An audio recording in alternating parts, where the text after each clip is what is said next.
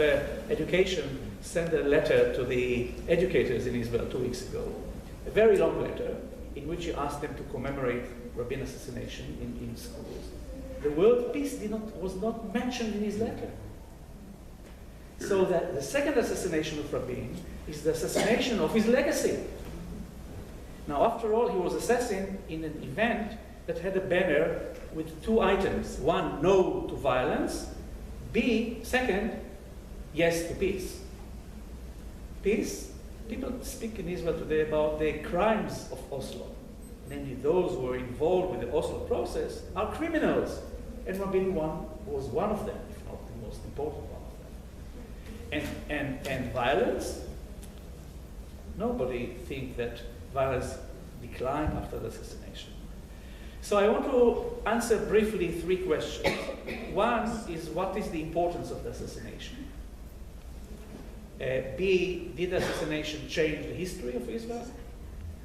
3, what are the developments since the assassination in the last 20 years? The importance of the assassination is the fact that it did not create what people thought it would create. As I said earlier, it was a clash between these 2 cultural camps.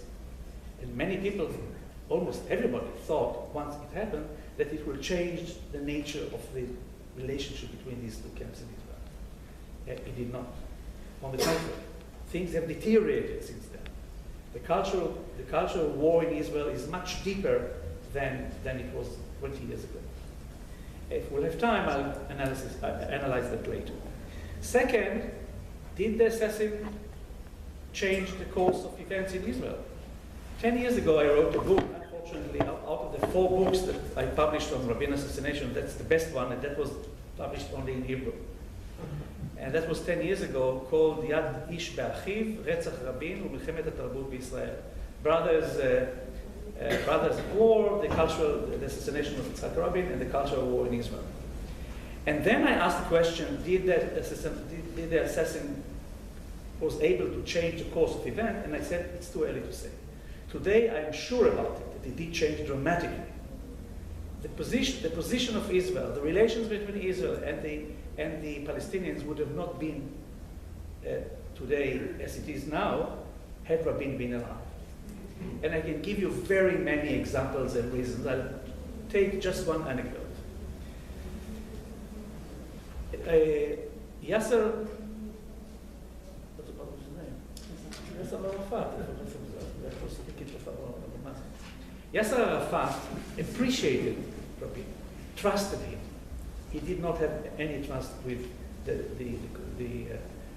president, neither with Peres nor with Barak, but he really appreciated Rabin. And had Rabin been alive, they would have continued to negotiate. Maybe peace would not have been achieved, but few more steps towards peace definitely would be taken. And one wonderful expression to that is the fact that Yasser Arafat came to visit Leah Rabin during the Shiva, and he sat on the floor. It was his only visit to Tel Aviv, to private home in Tel Aviv. He sat on the floor. But beyond that, he took off his kafir. If you can find another photo of Yasser Arafat without a kafir, I will give you a prize. He never took off his kafir. When you see the photo, you understand why. But he did that out of respect to Rabin. So this is only one illustration. I can give you others, but I don't want to continue with that. So I'll finish that item by saying that had Rabin been alive, we wouldn't have seen the second Intifada and the deterioration of the developments since then. What happened since the Intifada? The first thing is violence. The level of violence went up dramatically in Israel. And I'm sure that those of you who watch what happens in Israel see. You mentioned Ayelet, our present president, who came from a revisionist school of thought. He believes that the entire land belongs to us and we should never give it back. He was called a traitor.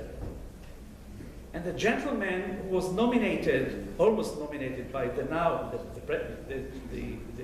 prime minister, to be Israel's leading speaker in the world and within Israel, wrote in his Facebook that he doesn't think that President Rivlin should be assassinated because he's not important enough. Meaningless. It was a joke, he said. The level of violence in Israel went up dramatically, dramatically. The latest story is Israeli journalists who are attacked by extreme right-wingers in settlements, which we didn't see in the past. Members of the Supreme Court have to go with bodyguards. The first time it happened after the assassination of Rabin, when the speaker of the president of the Supreme Court, Barak, had to have a bodyguard. Today, even other members of the Supreme Court have bodyguards, because a member of Knesset said figuratively that we have to attack the Supreme Court. And there were signs on walls in Israel regarding that issue.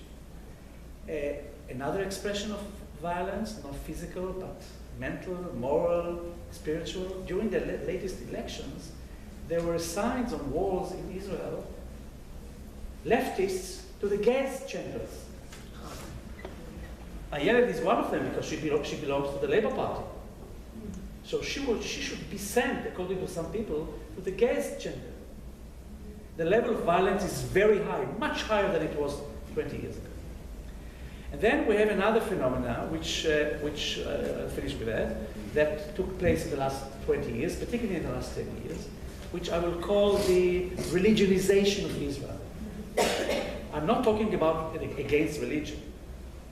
Religion is a very positive phenomenon when you talk about spirituality. The phenomena that we see is political religion. The same phenomena that we see in the Muslim world and to some extent to the Christian world. It's a political religionization. It's the use of religion for nationalistic purposes. Because the basic difference between the two groups that I mentioned in Israel before is the question, who belongs to the collectivity? Who belongs to us? Who is a member of the Israeli community? Is our answer a political one? Namely that everybody who has an Israeli passport or ID is a member of the collectivity, whether he is Jew or not? Or is our perception that only people who have Jewish blood are members of the collectivity? There are other definitions which explain the other elements which describe the difference between these two groups, but this is one of them. Maybe I'll finish with only one more. For the first group, those who see nationality in a political terms, the most important thing is politics, the Knesset, the democratic procedures, the state.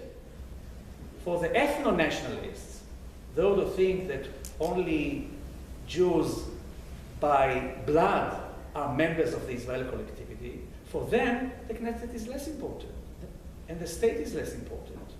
And the source of authority is not the rules, not the book of laws, but God. He tells us what to do, and we do what he tells us to do, or at least what we think he tells us what to do. And for them, if the Knesset decides that Israel has to withdraw from territories, we shouldn't obey the laws of the Knesset, because God told us differently. Besides, not all the members of the Knesset should participate in this decision. Only the Jews should participate. So you see that there is a very deep division between two major concepts about the future of Israel, the nature of Israel, the definition of the collective identity of the Israelis.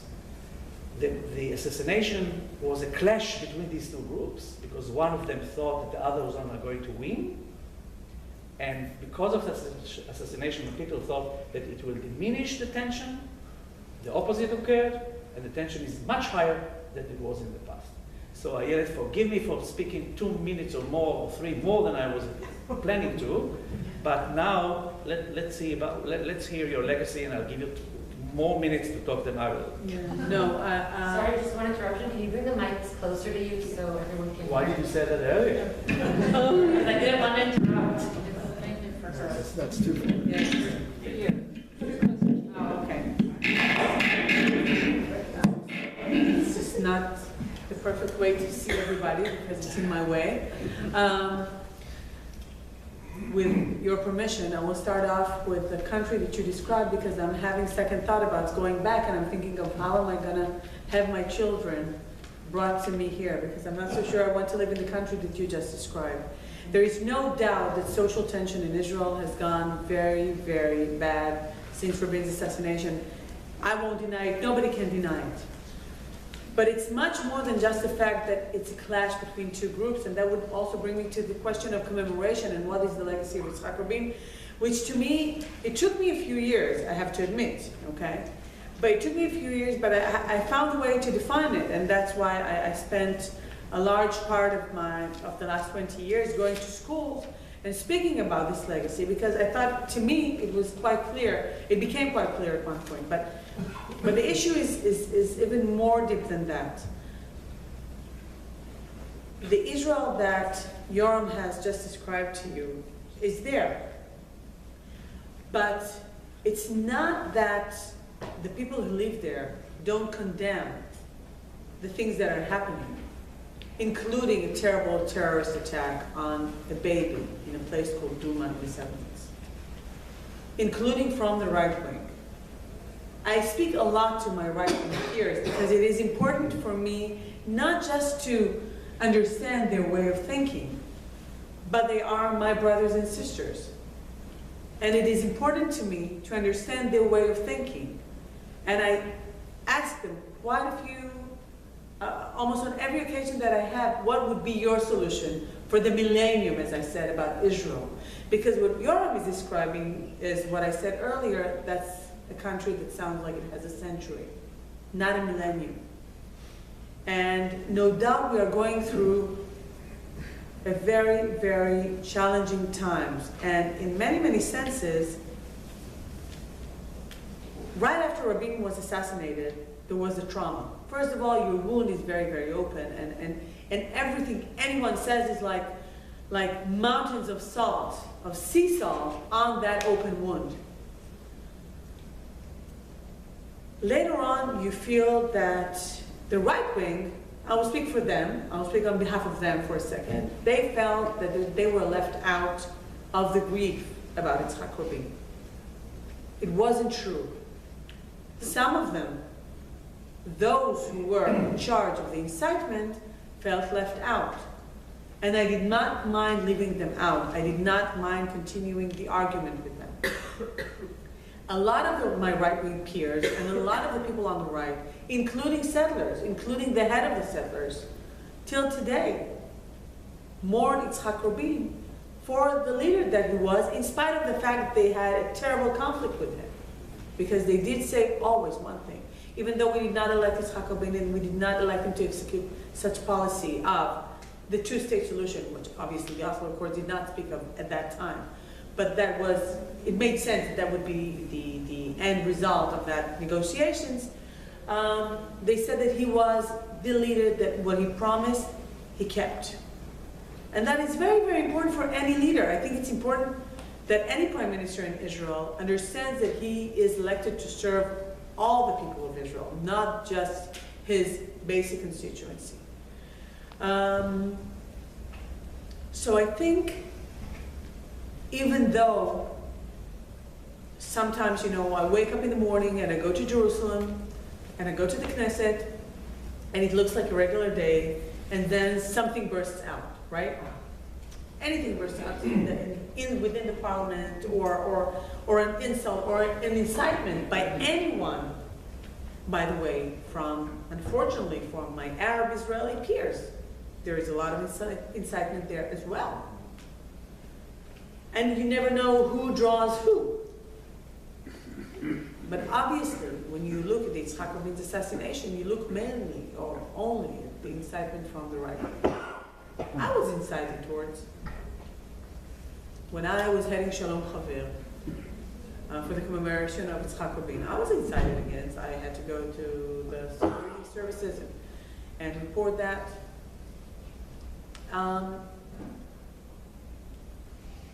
My thoughts of the Yitzhak Rabin's legacy is much more than the peace process. And when we only speak about the peace process, we do leave certain people out, and that is okay because it was important to speak about that part of his legacy.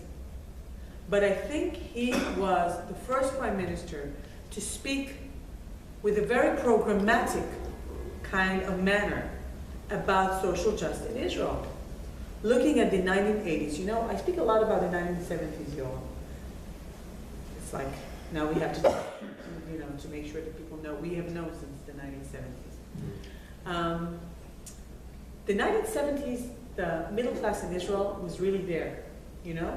Everybody could get an apartment, everybody had employment. You couldn't very see that the between people wasn't, you know, people who lived in Tel Aviv, people who lived in Jerusalem. It was always the people that lived in Negev and Galilee that felt not completely a part of what is the society in Israel. But even then, you could say that even there was a middle class. In the 1980s, something broke out. A lot of frustration in a lot of the places in Israel. And Yitzhak Rabin realized that, he understood that in a manner that only real leaders can understand. And he, for the first time, spoke about changing priorities, taking the resources out of what is called outside the green line and bringing it back in, because the blanket is always, you know, resources are always too scarce everywhere, and obviously in Israel, at the beginning of the 1990s, as I said, was a developing country. He works very closely with the Arab community, understanding that we need to give them equal opportunities in order for them to actually feel part of the Israeli society. And even though frustration is really big still today, I can tell you that fantastic things are happening, such as more women Arabs being educated and not educated for the first degree, second degree, PhDs. You go to Nazareth, you see startups being, that the entrepreneurs are women, young women. It is amazing. So there are a lot of processes that are going hand in hand. And obviously, where Yoram comes from, where I come from, we want to see more of those processes taking place. And when we were running for, in the last election, we were campaigning for, it is very strange, people eventually voted for Benjamin Netanyahu because they were afraid, because he scared them.